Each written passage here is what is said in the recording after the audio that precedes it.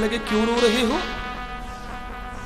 पांडवों ने कहा हम इसलिए रो रहे हैं कि हमारा घर छोड़कर हमारे बुजुर्ग चले गए। बुजुर्ग देखिए, भागवत दो बात सिखा रही है। अगर बुजुर्ग का अपमान होता है तो बुजुर्ग को घर छोड़ के चले जाना चाहिए। और दूसरा, पांडव कहते हैं कि हमारे घर से बुजुर्ग चले गए बिना बताए, हमको बताया नहीं और घर छोड़ के चले गए हैं, इसलिए हम रो रहे हैं, हम खाना पीना सब भूल गए हैं। हे नारद जी, अब हमें बताओ कि हमें कौन सा पाप लगेगा, कौन सा पाप भोगना पड़ेगा? जिसके घर में से बूढ़े माता पिता दुखी होकर चले जाते हैं, उन बच्चों को क्या अपराध लगता है? जिनके बूढ़े माता पिता दुखी होकर घर छोड़ के चले जाएं, उन बच्चों को, उन बहुओं को कोढ़ का रोग होता है और 6 महीने सड़ सड़ के मरना पड़ता है। इसीलिए अपने बूढ़े माता पिता को घर के बाहर मत जाने दीजिए, उनकी सेवा कीजिए, उनकी शुश्रूषा कीजिए, उनकी रोज चादर बदलिए।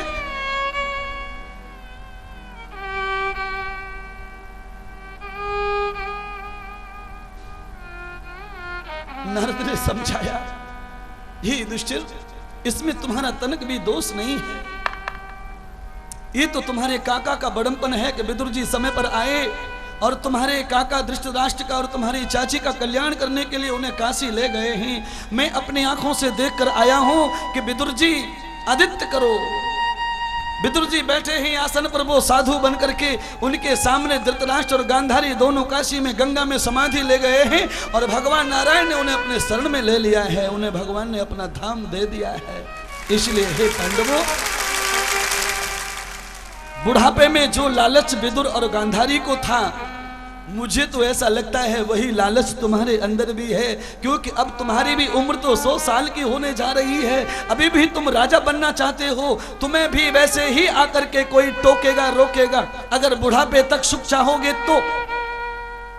इसलिए सरकार ने जो संविधान बनाया है सरकारी नौकरी से रिटायरमेंट लेने का, वही समय हमें संसार से रिटायरमेंट लेने का भी चाहिए। अगर आपकी उम्र अब 60 वर्ष हो गई है तो आपको सरकारी ऑफिस में नौकरी और पगार नहीं मिलता।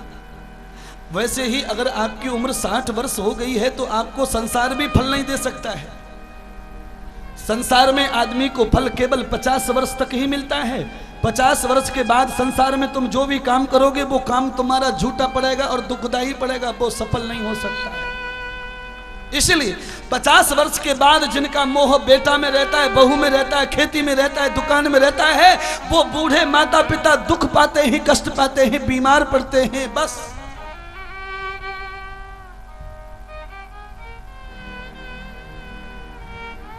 आज पांडवों को ज्ञान दिया नारद जी ने, आज के बाद तुम्हें कष्ट भोगना पड़ेगा। क्यों? सुनिए बंधुओं, जब हमारा बड़ा बेटा 25 साल का हो जाए तो पिताजी को संपत्ति का सारा हिसाब उस 25 साल के बेटे के हाथ में दे देना चाहिए। अगर तुम्हारा बेटा परीक्षित जैसा है तो धर्मात्मा, बुद्धिमान, सेवा भावी, यज्ञ करता, ध्यान करता, भजन करता, ब्रह्मचारी, ये गुण अगर तुम्हारे बेटे में है तो 25 साल में ही उसे मालिक बना दो, वो रुपए को 100 रुपया बना देगा। अगर तुम्हारा बेटा लाचार है, दुष्ट है, निर्द्वंदी है, तो फिर अपने बेटे को अपनी संपत्ति से अलग कर दो। 25 साल की उम्र में तुम्हारा बेटा शराब पीता है, जुआ खेलता है, तो उसे अपनी संपत्ति से अलग कर दो, उसका नाम निकाल दो तुम्हारे भाई खाते से, तो तुम बचोगे। नहीं तो तुम्हारे पैसे के साथ में तुम्हारी इज्जत को भी खत्म कर देगा वो। ये दोनों उपदेश भागवत दे रही है। बेटा धर्मात्मा है तो 25 साल में उसे मालिक बना दो, बेटा दुराचारी है तो 25 साल में उसे अपनी संपत्ति से दूर कर दो, तो तुम्हें सुख मिलेगा, नहीं तो तुम्हें सुख मिलने वाला। पर हमारे बुजुर्गों को भी बड़ी बीमारी है। 2-4-5 हजार रुपए पास में क्या हुए पूछो मत, छुपाई छुपाई घूमेंगे बच्चों से। रखिए, आपत्ति काल के लिए हर बूढ़े आदमी को थोड़ा बहुत पैसा अपने पास रखना चाहिए। आपत्ति काल क्योंकि शास्त्र कहता है संपत्ति को 5 जगह बांटो, 5 भाग कर दो 1 रुपए के। कुछ पैसे उसको अर्थात तुम्हारे बच्चों के लिए, कुछ मियां बीबी के लिए, कुछ यज्ञ भागवत के लिए, और कुछ देश की सेवा के लिए, और कुछ ब्राह्मणों के साधुओं के लिए, और कुछ आपत्ति के लिए, रिजर्व कोटा। तो हर बूढ़े आदमी को थोड़ा तो रखना चाहिए। आज पांडवों ने नारद जी से अपने जीवन के कल्याण की कथा सुनी। हे नारद जी, अब हमारी उम्र ये हो गई है कि हम अपने नाती को राजा बनाएं और हम राजगद्दी से रिटायरमेंट लें और किसी अच्छी जंगल में जाकर के अपार तपस्या करें, और कभी भूल में कोई पाप हुआ है उन पापों के फलों से हम अपने आप को शुद्ध करें। नारद जी ने कहा कि अब तो परीक्षित को राजा बनाने का समय आ गया है और हिमालय में जाकर तुम्हें संन्यास लेने का समय आ गया है। आज पांडवों ने और नारद जी ने मिलकर के परीक्षित महाराज को राजा बनाया और वनवास जाने की तैयारी की।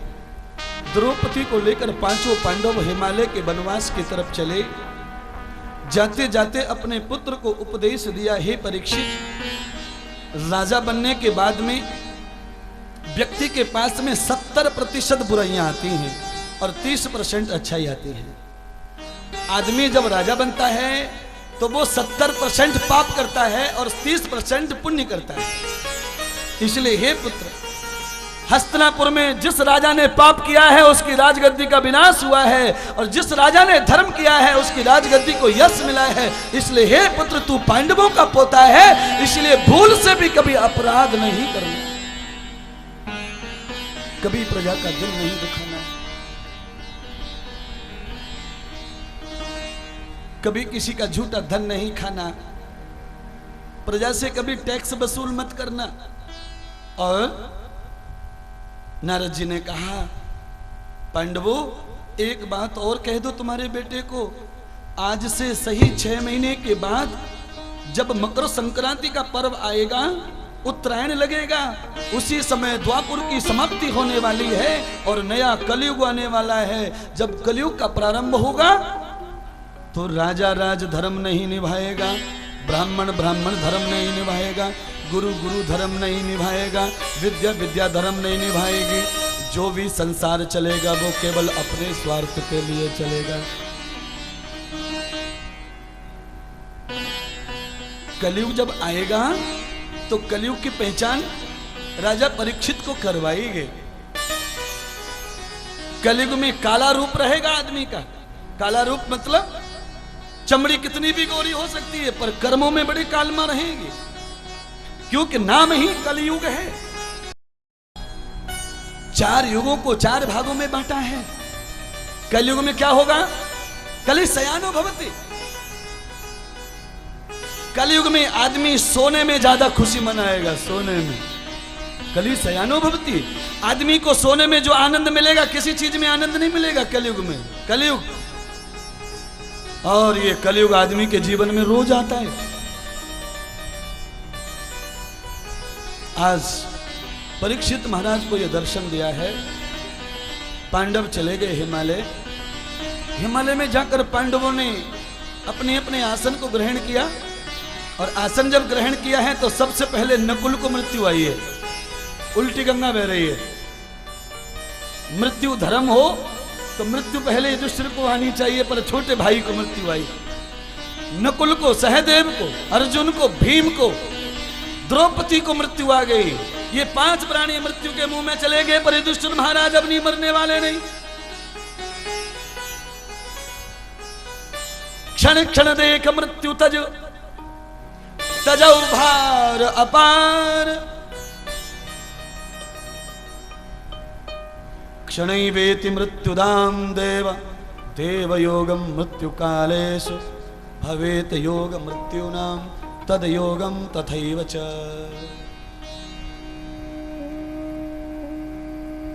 शौनक ऋषि ने सूत जी से पूछा कि छोटा भाई मर गया, बड़ा भाई मर गया, पर युधिष्ठिर सबसे बड़े ही मृत्यु उन्हें क्यों नहीं आ रही है? तो शौनक जी ने कहा, जो व्यक्ति जीवन में एक